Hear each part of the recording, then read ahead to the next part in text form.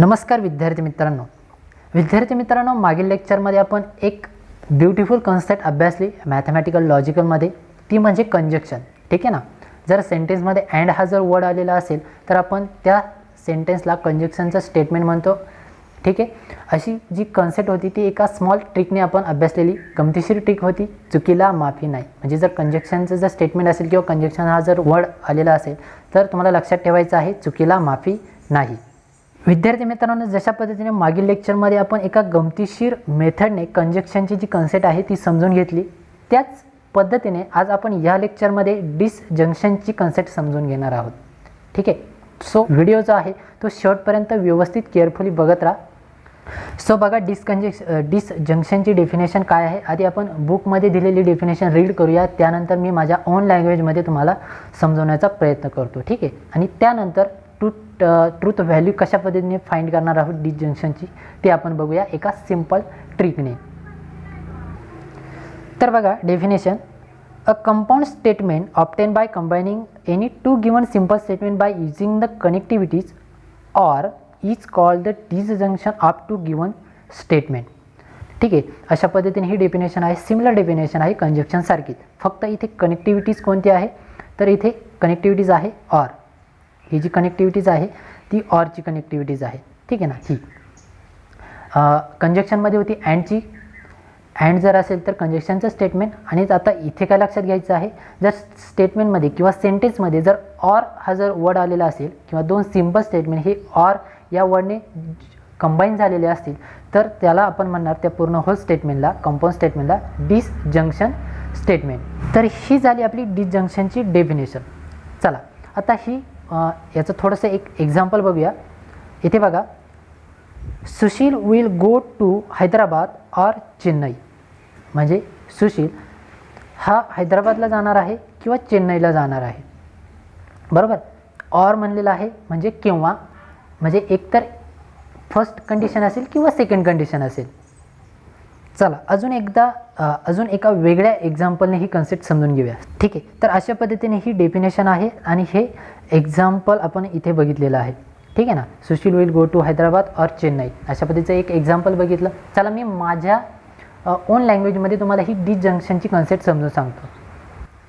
एका सिंपल एक्झाम्पलने तुम्हाला ही कन्सेप्ट समजवण्याचा प्रयत्न करतो. ठीक आहे ना. सपोज मला एखाद्या कंपनीमध्ये जॉईन व्हायचं आहे. ठीक आहे ना. त्या कंपनीमध्ये काम करायचं आहे, बट त्या कंपनीची अशी रिक्वायरमेंट आहे की तुम्हाला कमीत कमी 2 लँग्वेजचा व्यवस्थित अभ्यास असला पाहिजे. 2 लँग्वेज कोणत्या तर एक आहे हिंदी आणि दुसरी आहे मराठी. ठीक आहे ना. किंवा इंग्लिश घ्यायचं, एक हिंदी असेल किंवा इंग्लिश असेल. ह्या 2 लँग्वेजचा अभ्यास तुम्हाला किंवा ती 2 लँग्वेज ज्या आहेत त्या तुम्हाला चांगल्या व्यवस्थित तुम्हाला बोलता आल्या पाहिजे. ठीक आहे ना. अशी त्या कंपनीची रिक्वायरमेंट आहे. जर मला त्या कंपनीमध्ये जॉईन व्हायचं असेल तर मला त्या कंपनीच्या रिक्वायरमेंट पूर्ण करावे लागतील. बरोबर. मग जर यापैकी मला जर एकही लँग्वेज येत नसेल, म्हणजे इंग्लिशही येत नसेल आणि हिंदी येत नसेल, तर मी त्या कंपनीमध्ये जॉईन होऊ शकत नाही. बट त्यामधील मला जर केवळ एकच लँग्वेज येत असेल, हिंदी, तर मी जॉईन होऊ शकतो. कारण त्या कंपनीची रिक्वायरमेंट अशी आहे की हिंदी किंवा इंग्लिश, म्हणजे हिंदी और इंग्लिश अशा 2 लँग्वेजची रिक्वायरमेंट आहे. बरोबर. म्हणजे जर मला हिंदी लँग्वेज येत असेल तरी मी त्या कंपनीमध्ये जॉईन होऊ शकतो, कारण त्या कंपनीची रिक्वायरमेंट तीच आहे, हिंदी किंवा इंग्लिश. आणि जर इंग्लिश येत असेल तरीही मी जॉईन होऊ शकतो, कारण इंग्लिशसुद्धा त्या कंपनीवाल्यांना चालणार आहे. बरोबर. ती कंपनी मला ॲक्सेप्ट करू शकते. बट जर मला इंग्लिशही येत नसेल आणि हिंदी येत नसेल त्यावेळेस ती कंपनी मला ॲक्सेप्ट करेल का? ऑब्वियसली नाही करणार. अशाच पद्धतीने आपल्याला मॅथमॅटिकल लॉजिकलमध्ये ह्या डिसजंक्शनची कन्सेप्ट समजून घ्यायची आहे. मी आता तुम्हाला जे एक्झाम्पल एक्सप्लेन केलं, ठीक आहे, ते एक्झाम्पल आता ट्रूथ टेबलच्या फॉर्मॅटमध्ये कशा पद्धतीने लिहायचं ते आपण आता बघूया. सो कंपनीची रिक्वायरमेंट काय होती, मला जर त्या कंपनीमध्ये जॉईंट व्हायचं असेल तर मला एकतर हिंदी लँग्वेज आली पाहिजे व्यवस्थित किंवा इंग्लिश लँग्वेज व्यवस्थितरित्या त्या इंग्लिश लँग्वेजचा अभ्यास असला पाहिजे. ठीक आहे ना. अशा 2 रिक्वायरमेंट होत्या. मग सपोज त्या 2 रिक्वायरमेंटसाठी मी 2 सिंपल स्टेटमेंट मांडतो. ठीक आहे ना. एक इंग्लिशसाठी आणि एक हिंदीसाठी. सपोज फर्स्ट पी आहे, पी स्टेटमेंट मानूया. सपोज पी हे हिंदी लँग्वेजसाठी आहे आणि क्यू हे इंग्लिश लँग्वेजसाठी आहे. जर मला हिंदी लँग्वेज येत असेल तर मी ट्रू म्हणणार, जर नसेल येत तर फॉल्स म्हणणार. आणि जर इंग्लिश लँग्वेज येत असेल तर मी ट्रू म्हणणार आणि नसेल येत तर फॉल्स म्हणणार. ठीक आहे. सो बघा पुन्हा एकदा, पी कशासाठी, हिंदी लँग्वेजसाठी, क्यू इंग्लिश लँग्वेजसाठी. मग सपोज फर्स्ट असं मानूया की मला दोन्ही लँग्वेज येत आहेत, म्हणजे हिंदी पण येत आहे म्हणून मी ट्रू म्हणली. ठीक आहे. इंग्लिश देखील येत आहे म्हणून मी अगेन ट्रू म्हणलं. आणि जर दोन्ही लँग्वेज येत असेल तर कंपनी माझं सिलेक्शन जरूर करणार, म्हणजे मी कंपनीमध्ये जॉईन नक्की होणार. म्हणजे येथेही ट्रू आहे, येथेही ट्रू आहे, म्हणून ऑब्वियसली होल जे स्टेटमेंट आहे ते ट्रू असणार आहे. ठीक आहे ना, लक्षात घ्या. डिसजंक्शन यामध्ये हे नोटेशन यूज करायचं आहे. डिसजंक्शन म्हणजे ऑर, हे किंवा ते किंवा दोन्ही. ठीक आहे. सो ट्रू असेल, दोन्ही व्हॅल्यू ट्रूज असेल तर आपल्याला डिसजंक्शनच्या स्टेटमेंटमध्ये ट्रू भेटणार आहे. ठीक आहे. सो नेक्स्ट, मला सपोज हिंदी येत असेल तर मी इथे ट्रू म्हणणार, आणि जर इंग्लिश येत नसेल तर इथे फॉल्स येणार. मग जर ट्रू आणि फॉल्स असेल तर कंपनी मला ॲक्सेप्ट करेल का? ऑब्वियसली करणार आहे, कारण कंपनीची रिक्वायरमेंट काय आहे, एक तर तुम्हाला हिंदी लँग्वेज आली पाहिजे किंवा इंग्लिश लँग्वेज आली पाहिजे. त्यापैकी मला एक हिंदी लँग्वेज येत आहे म्हणून मी ते ट्रू म्हणलेलं आहे. म्हणजे कंपनी मला अगेन ॲक्सेप्ट करणार आहे, जॉईन करून घेणार आहे. म्हणून इथे मला काय भेटणार आहे? व्हॅल्यू ट्रू भेटणार आहे, कारण कंपनी इथे मला ॲक्सेप्ट करीत आहे म्हणून ट्रू. राईट. व्यवस्थित समजून घ्या, एकदम सिम्पल कन्सेप्ट आहे. नेक्स्ट, सपोज मला हिंदी लँग्वेज येत नाही आहे, म्हणजे इथे कोणती व्हॅल्यू येणार आहे? ट्रूथ व्हॅल्यू, फॉल्स येणार आहे. आणि इंग्लिश लँग्वेज येत आहे, इंग्लिश लँग्वेज जर येत असेल तर इथे कोणती व्हॅल्यू येईल? ट्रू व्हॅल्यू येईल. बरोबर, म्हणजे कॅपिटल टी येणार आहे. आणि ऑब्वियसली पुन्हा कंपनी मला काय करेल? ॲक्सेप्ट करेल. बरोबर ना, जॉईन करून घेईल. म्हणजेच पुन्हा इथे काय येणार आहे? ट्रूथ व्हॅल्यू कॅपिटल टी येणार आहे, जरी मला हिंदी लँग्वेज येत नसेल तरी. सिमिलरली इथे देखील आपण सेकंडमध्ये अभ्यासलेलं आहे.